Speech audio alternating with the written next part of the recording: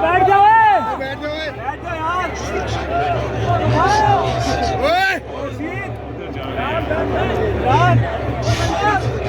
fielder को दे रही है बैठ जाओ